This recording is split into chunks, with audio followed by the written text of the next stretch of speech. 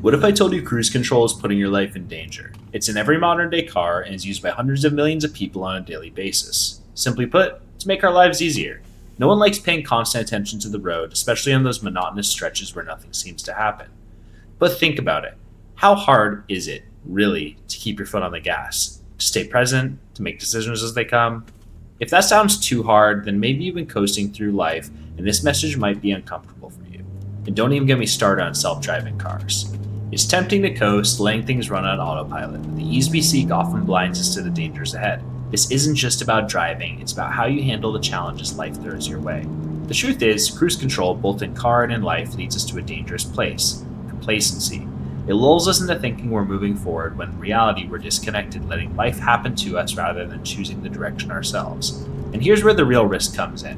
When the unexpected happens, a sharp curve, a sudden stop, are you prepared? Or are you going to panic because you've been relying on something else to be attentive and present?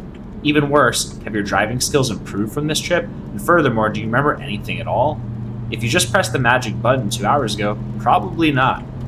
We've all heard the rhetoric that the city is busy, the suburbs are meant for people settling down, and the country is for slower living. This is true, but is defined by the people who live there. The city is full of opportunities, and everyone generally has a greater sense of urgency because idle time holds less value here. If you were suddenly surrounded by endless opportunities of people pursuing their dreams, you typically would panic, feel overwhelmed, and feel like you're not doing enough. What happens next is most important. You can choose to either A, desire more, push harder, B, reestablish complacency, C, panic and disengage, or D, for disassociate. Ditch the denominations, you can probably see how you actually have this choice in the face of any major or stressful situation. Many fail to see the opportunity presented in every challenge. When you suddenly feel unprepared, typically you'll default to feeling like you're behind on something or out of the loop. This affects your ego, as you'll either take insult to your intelligence for not foreseeing the challenge or preparing properly, or an insult from your predicament, having been thrown into a situation that is impossible to prepare for unfairly. Either way, your disposition stays the same: stressed out. Most people take the easy way out. They numb themselves with distractions, substances, or excuses. It's like turning on cruise control, feeling like you're moving but completely detached from the process. And when the road gets tough, they're unprepared, spiraling into panic or reaching for something to dull the discomfort. Those who mold this stress into motivation and then into discipline will take advantage of their surroundings and their perceived expectations as a goal for their own success. But not everyone does this. In fact, most people don't. Most find a way to adapt to the situation temporarily until they can fall back into their comfortable complacency and take that well-deserved R&R to recover indefinitely. Some people don't even make it this far and they find themselves panicked and anxious. They struggle to find the bold silver lining in this situation and crumble and fall apart.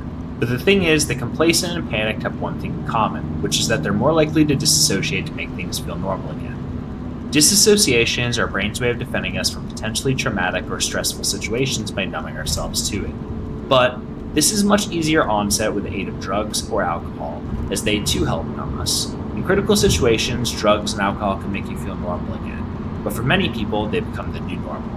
I think the reason that stress-motivated substance use often turns into abuse is because using it to cope presents somewhat of a paradox. Alcohol and drugs do provide temporary relief to allow your brain to relax and take a break from the constant barrage of stress, but on the other hand, it removes your ability to properly respond to that stress in the moment and diminishes your ability to afterwards, thus leaving more stress waiting for you on the other side of the high. And what idiot wants to be more stressed? Thankfully, there's an obvious loophole here that motivational speakers don't want you to know. You can just get drunk and high every time you hit your stress threshold and you'll never have to deal with that extra stress waiting on the other side that we talked about. Brilliant, right? Basically, anytime you feel stressed, hit the bottle or get high and your stress will be pushed back until you remember it again the next day, where you can rinse and repeat the same formula evermore. The best part is, if you ever go through any periods of increased stress, such as a difficult time at work, issues in your relationships, the death of a loved one, or really anything uncomfortable whatsoever, you can just crank up that dosage and let your already high tolerance test its limits. Used to be a beer or two at dinner? Try 6. A few drinks with friends? Try a 5th on your couch alone. A quick upper before your first meeting? Try meth in the janitorial closet. The possibilities are endless, and before you know it, your entire sense of self will have completely faded into the endless oblivion of carelessness and degeneracy, and any haphazard attempt you make at regaining control of your life will be infinitely more difficult than before. Sick of feeling over-encumbered by the endless choices of life, always feeling torn between the right thing and the easy thing? Choose substance abuse and it'll make your life easier by making those choices for you. The opportunity cost here is tremendous, and it's hard to see why anyone would ever bother doing hard things in the first place when we have bountiful options of natural stress relievers. Why on earth would you want to do something hard when instead you can just numb the mundanity of life and make the pain of boredom and sustained effort more manageable? Because there's beauty in boredom as long as it's from doing the same thing over and over and not from doing nothing. Discipline and perseverance are rarely exciting, but they lead to something far more valuable than the easy ride: growth, mastery, and ultimately to freedom. The danger of numbing yourself, whether through drugs, alcohol, or mindless distractions, is that it feels like relief. It feels like you're regaining control when really you're giving it away.